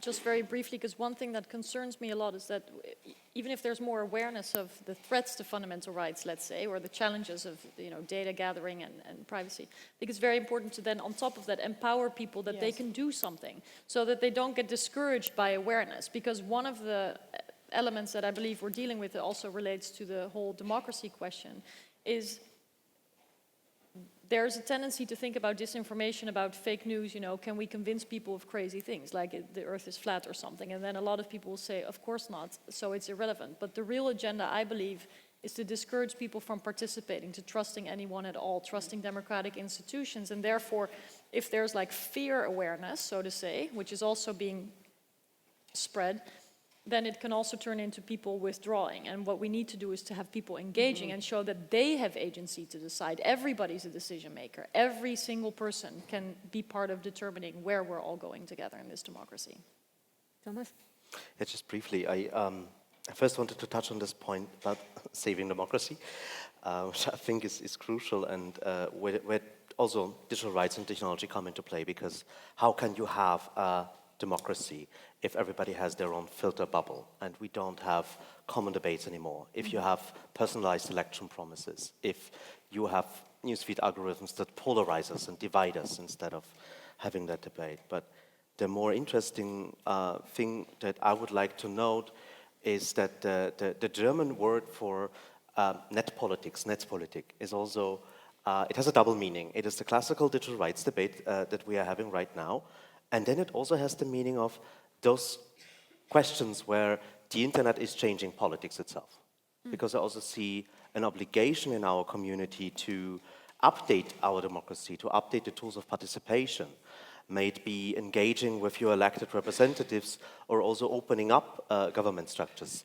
How easy it can be to send a FOIA request that asks the EU, or how to, I don't know, send faxes to the European Parliament like we did it with net neutrality, or DDoSing the Parliament for like 40,000 calls for Don't do that again. Yeah, No, sorry. it's not. It worked. Anyways, I also see that there is great potential in digitalization of our parliaments to make them more transparent, to make our legislative process machine readable. And at the end, this is all about legitimacy, about giving people a sense that it's their government in their country, Yes. and their taxes. Well, coming back to Lucy, you study and you work a lot with civil society, and you have often been observing that particularly NGO and civil society leaders are technophobes.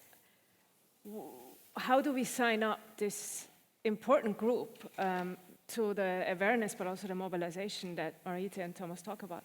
Certainly not all civil society leaders are technophobes. I think they're generally under-resourced, so they're not technologically advanced. And to the degree that anyone has drunk the Kool-Aid that technology will sort of default to greater democracy and more participation, I think under-resourced organizations looking for low financial cost solutions are quick to gravitate toward technologies that have a very small dollar sign attached to them, and they are less familiar with the other kinds of costs associated with them. But I think it's actually quite critical that civil society organizations recognize that, and all of us as actors and agents in civil society and in our countries, that the entire civil society policy agenda that sits before us going forward is essentially a digital policy agenda. Because it is in digital spaces, it is with digital tools, and by that I mean nothing more complicated than the cell phone in your pocket, that we now mobilize, organize, assemble, and express ourselves. Those basic core rights to express ourselves and to come together. Without those two, there is no civil society. And those two things now happen almost entirely either consciously in digital spaces, unconsciously in digital spaces, or as we're seeing in places like Hong Kong and Venezuela, consciously around digital spaces because of the nature of the digital spaces. In other words, the lab that we so aspirationally called the Digital Civil Society Lab when we launched 6 years ago, with the goal of being able to remove the digital once everybody sort of caught up to what we were talking about, it has come true. All of civil society is digital, and civil society's policy agenda, whether you're working on food security or immigration, helping the elderly or helping the very young, it's a digital policy agenda. Without it, we don't exist. Well, this is where you also told us that, Krzysztof, you bring grassroots groups, whether they work in ecological, social questions, together in a room with IT programmers and coders on a more systematic basis. What is your experience, and how can we scale that? That's an adventure, because we're bringing the people from completely different sectors, like people speaking different languages in a way. But before that, I want to amplify the thing that Joanna said with educating the decision makers. I mean, this is one of the failure, I think, in a sense, of the whole movement, or an open data movement, that we were like working so much with people, empowering people, giving them this potential of opening data and then using the data, making or giving them a dream of making the evidence-based policy is possible. And then they come in to see with decision maker, to talk with them. And the response, usually after 30 minutes of presenting the data and showing the complicated analytics, which is made thanks to technology, the MP is standing up and saying like, oh yeah, but my uncle's sister has said that it's something else. And then we're confronting the people that were really, you know, thinking that this will change something. So definitely, I think this is an aim also for the community that you're referring to work more with policymakers, with decision makers, with the MPs or other people who are at the government, also to understand that the data help in their work. When it comes to bringing these two communities together, it's a fascinating story. We're doing it through different projects, but I think the most important one is the Code for Poland, or its broader Code for All, which we, having the people, the local activists, the representatives of civil society, that knows that technology might help, might empower them, but they have no idea how to do it. On the other hand, we have IT people that works in a fascinating environment, but a bit boring when it comes to also exercising your need to change the world. So there is a meeting, and the activists, they try to explain what they really mean, what they really need, and the IT people, they trying to adapt. But this is, as I was saying, this is like two different languages. So our role also is to be a facilitator of the whole project. But what we're having the pure civic tech thing coming out from it. Civic tech, which is a technology that empowers people, the technology for common good. And this is the part of the synergy in a data-driven society that we're talking about. Because you have the civic aspect, so we understand the people. And the people needs the emerging problems of democracy, and you have IT specialists. They want to devote themselves. It's like one of the, like a founder of our foundation who just did it after hours working as an entertainment industry IT specialist. And then he was just fed up with a really bad quality of the parliamentary website in Poland. And he did it in like, a couple of weeks, much better. He's shamed. And then the parliament actually changed the website on based on the thing that Daniel, the CEO of ePaństwo, did. So this is a part of introduction of the change through working with civil society and IT specialists who are ready to do it, or willing to do it. So you're sitting here because of that? Yeah, I'm sitting representing the civic part, but I see the synergy is super important in regulation, in all topics we're talking now. I mean, the technology is not something which is out there. Wow. Technology is everywhere. Technology is connected with regulations, with air quality, with corruption, transparency, all the stuff that we're doing now. We are all deep in technology. Before we open up for the audience, I would like this panel to give us one sentence each. What should the von der Leyen Commission do in this next cycle until 2024? And what is your long-term vision for the European leadership to come through in the long term? Starting with Lucy. It's always nice to be invited to someone else's country to tell you what to do. And being an arrogant American, I will. Be bold. Be bold and grab it.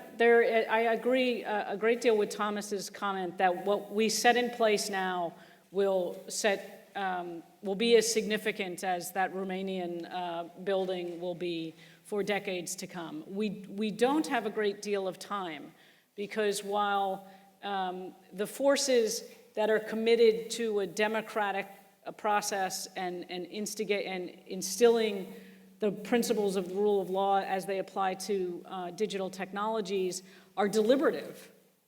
Your opponents are not so deliberative. They're not so participatory. They do move quickly, and they're moving quite quickly. So the opportunity is now to really set a stage, to put in place some pillars and some regulations and some guardrails for the future. The technology will continue to change, but those guardrails have held steady for decades, and they need to be carried into the digital sea, just as they worked well here for decades in the analog land. Yeah, I mean, I love the whole idea when a European Union or European Commission is working with panel of experts, etc.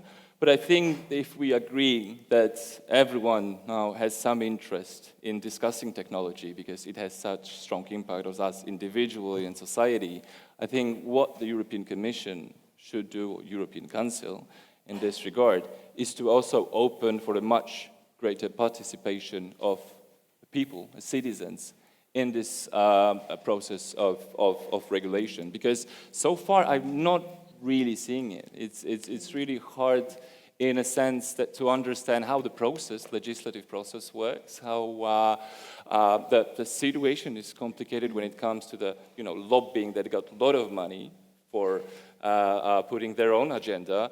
And I think this ideas how to engage the people in this discussion, this is the crucial also in the terms of having a trust or gaining a trust towards EU institutions.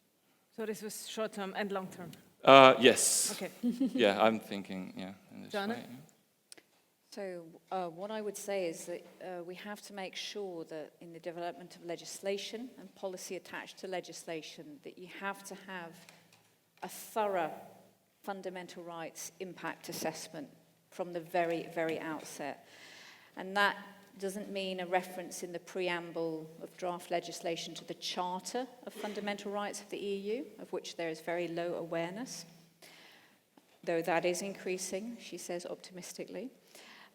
You need these thorough, what we call ex-ante fundamental rights evaluations, and that goes beyond, like I said earlier, looking at privacy, data protection. It goes to those areas plus all other areas, the rights of the elderly, the rights of the child, the impact on the environment, freedom of expression. The list is endless, but you need a thorough fundamental rights digging down into the implications of the use of technology, and also a review of existing law. Is it fit for purpose in relation to this technology? And then in the future, what you do need, if you have looked at law and you have done your thorough fundamental rights assessment, going back to the point I made earlier, is that you have to implement the law. You have to make sure that people are aware of their law, they have the right to redress, they have access to justice, because again, best laws in the world, but if people can't access justice, it shouldn't cost too much, it should be accessible, that people know where to go, and the bodies should be able to enforce the law and have sufficient experts to understand what we're talking about when it relates to AI. So it's about enforcing what the EU is very good at, is our very long-established institutions. And we have many institutions that, really we have a lot of respect around the world for, and they need to be reinforced and have the power to do their job, because the founding triumvirate of the EU is democracy, human rights, and rule of law. And for that, you need strong institutions that cannot be eroded. Mm-hmm. Crisp and brief.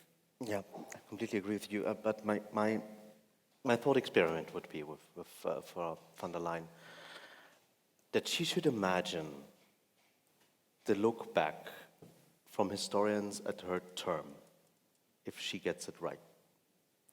If she really starts being bold with her digital policy based on fundamental rights and the rule of law, what historic impact that could have, and what importance also worldwide for the standards that Europe could set. Mm-hmm. And I think if she could see that image, maybe we have a good chance. Marietje? Well, I think she has to see the strategic interest for Europe to act. We here all care a lot about fundamental rights, but we are a little bit of an exception. Exactly. This needs to be understood as an economic interest, a security interest, a quality of life interest, a truly comprehensive agenda. And I think the good news here is that in the 10 years that I served in European Parliament, there was not a single area like technology where so many people reached out to us.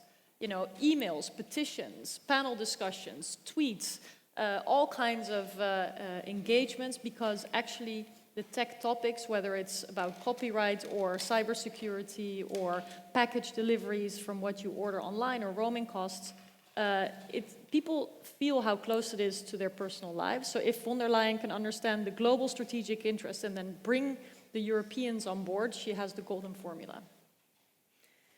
Just to give you the snap vote on what our expert and activists group said today, priority until 2024, most votes went to a theme called accountability of big tech until 2024, next European elections.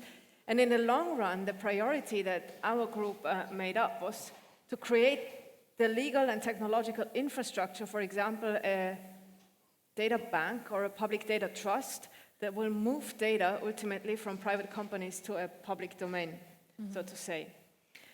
I know it's late, and I know we have been here for a long time, but this is also a fascinating and unique opportunity to have this conversation here with such great guests.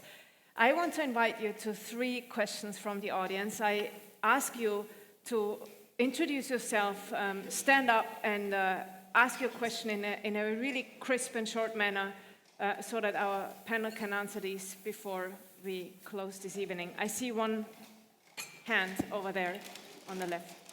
Thank you so much. My name is Ludmila Bogdan, and I'm a sociologist at Harvard. And just happened that I do study awareness and information campaigns. And today we heard a lot about getting public involved, raising awareness.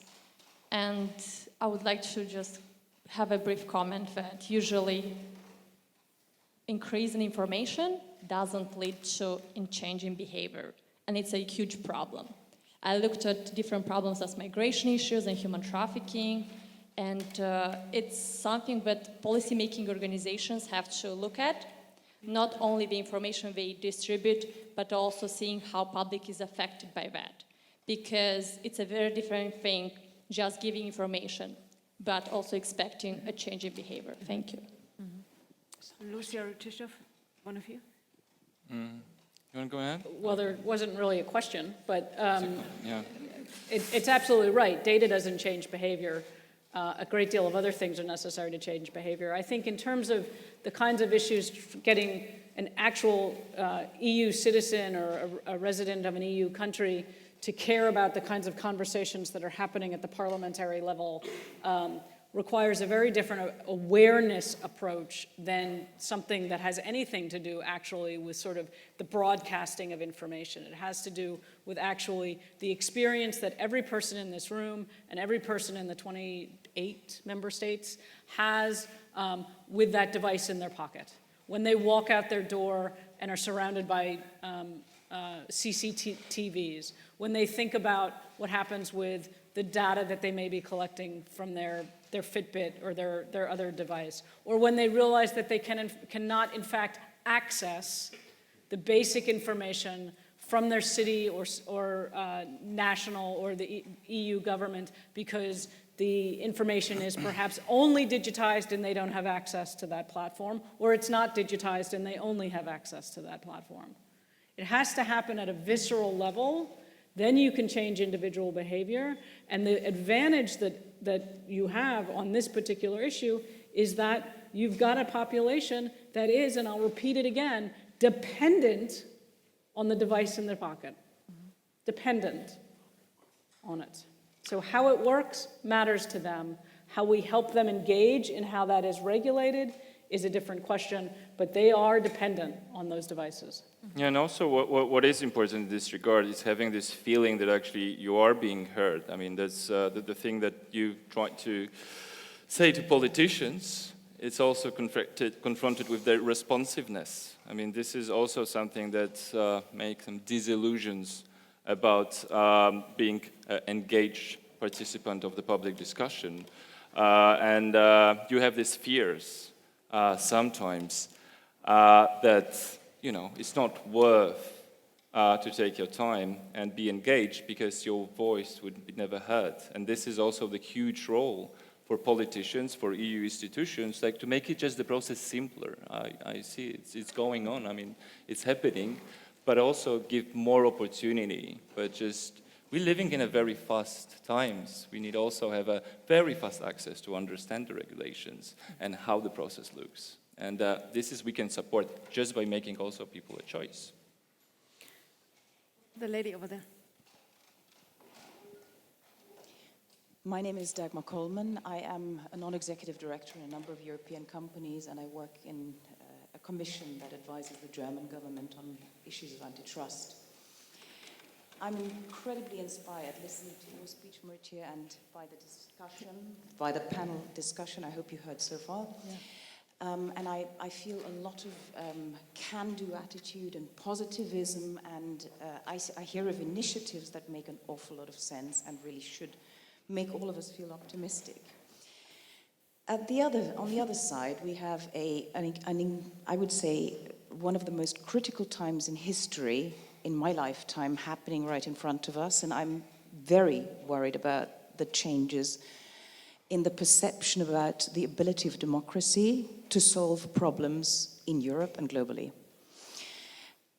I don't know how what you're talking about, Marietje, can reach the public in a much more powerful way. I feel politicians, political parties, institutions are in crisis mode, self-absorbed, and are not touching on the issues of the future.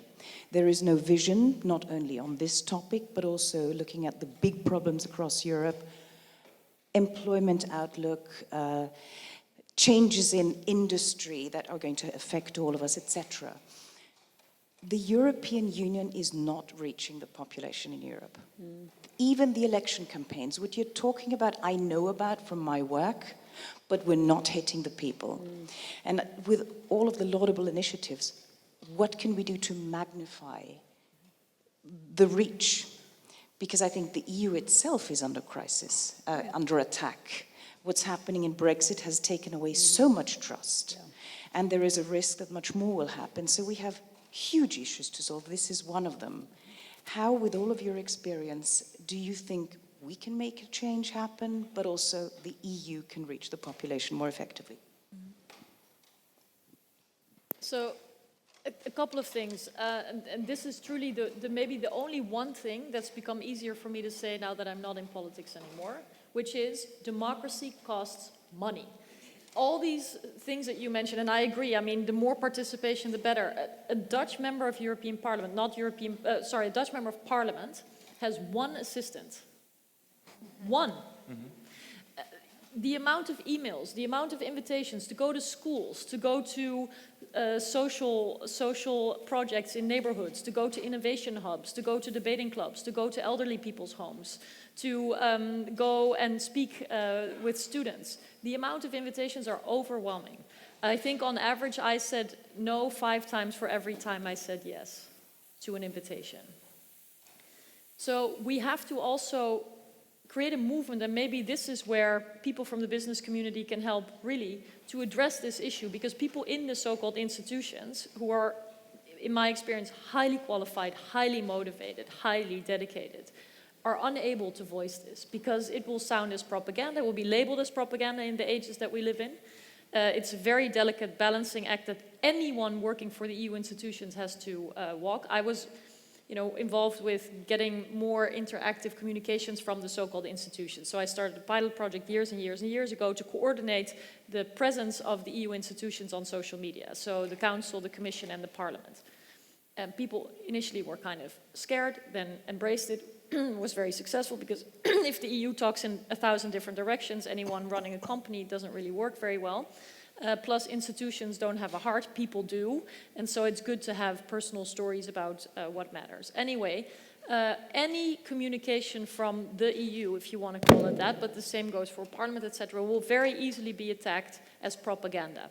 That's the ages we live in. So we need people like you who care and who feel inspired and who think there's something at stake, because democracy belongs to all of us. It doesn't belong in institutions, it doesn't belong in political parties, it belongs in our hearts and on our kitchen table discussions, in our schools, and we have to stand for it. And we cannot allow, this is my biggest concern, that the people who are beating up against it every day, make the most noise, are determining what this story is about, and that we are kind of like rabbits in the headlight. That has to stop. Everybody should feel empowered to act in whatever way he or she is possible.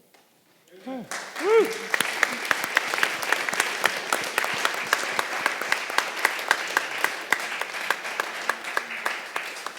a school strike for tech governance that the young have to pull off. Sorry? Maybe the young have to pull off a school strike for tech governance. Yes, sure. Yeah, why not? I mean, I hope the environment will be saved by the school strikes, but at least there's awareness. Mm-hmm. Yeah. There were 200,000 people on the street against upload filters just this year. So yes. With questions to the future, it would be good if we listen to the younger generation. Mm-hmm. Yes. We have one last question here, Franz Karl. Franz Früller from the ERSTE Foundation, Vienna. Thank you for a really very enlightening and challenging discussion. I was yesterday in a meeting with civil society organizations that are dealing with exactly these issues, funded by a group of foundations, Civitatis. ERSTE Foundation is part of that. And there, one of the topics was the reluctance of politicians, of also political parties, to go deeper into the regulatory field. And why is that? And one of the participants phrased it very nicely. He said, because policy-based evidence-making is very easy through the IT, and parties are using that. So what can we do, also as civil society organizations, as foundations as well, and Lucy, you have studied that, where can we as civil society funders bring something to bear on this situation, especially with a view to the possibilities that we now have with networking and also the use of IT technology? There will be a whole talk about this at the foundation tomorrow, so let's keep it crisp and then continue. I guess I'll repeat what I said earlier, which is that every bit of work that civil society organizations in Europe are trying to do nowadays, again, almost regardless of issue, is dependent on digital technologies. And what they need is they need an understanding of what compromises they're willing to make in pursuit of the dollars they need to keep the doors open, but in pursuit of their mission, how can they align their digital dependencies with achieving that mission? And I'm being a little bit obtuse here because there's another force at work here, which is the digital corporate capture of civil society. Mm-hmm. And we have to face that as a reality. But to see civil society, to get to the question over here too, in terms of how do you get this information and this engagement to the people? Civil society is one of the first places people begin to engage politically.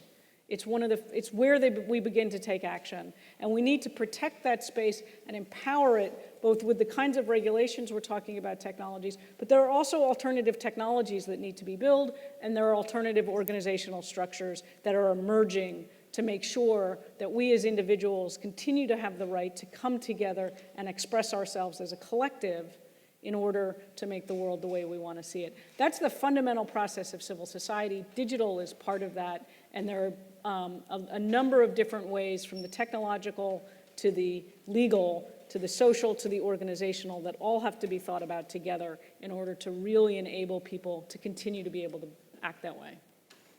Very briefly, and maybe I was just interpreting your question a certain way, but if you were saying that there's money that needs to go somewhere, I was talking to I was talking to someone last weekend who works for an American fund called the Democracy Fund, and to my knowledge, Europe doesn't have such a thing. We have open society foundations which have done incredible work, but which are under incredible attack, as you probably all know, which makes it harder for some organizations to work with them. But the mission, and ERSTE Stiftung knows this very well, of protecting the values of open societies and protecting democracy is more urgent than ever. Yes. So maybe a strategic effort between the foundations to provide that non-corporate money, because I couldn't agree more. It is an incredible trap, and it's very difficult for civil society, people who are working in these organizations to deal with as well. So having a public interest democracy fund that's free of corporate interest and has maybe many resources coming together so that it is not labeled as coming from one source or the other that could be tainted, the way they so easily get these days, I think would be an enormous contribution to today's Europe and as a proxy to democracy in the world. Thank you. Thank you all very much for making such a rich conversation possible here. Goodbye to all of you on live stream. And for those of you who are here in the Museum of Applied Arts, we welcome you to keep the conversation going, keep the exchange going outside. There is a reception waiting for us, and you're welcome to continue that over a glass of wine. Thank you again for coming here.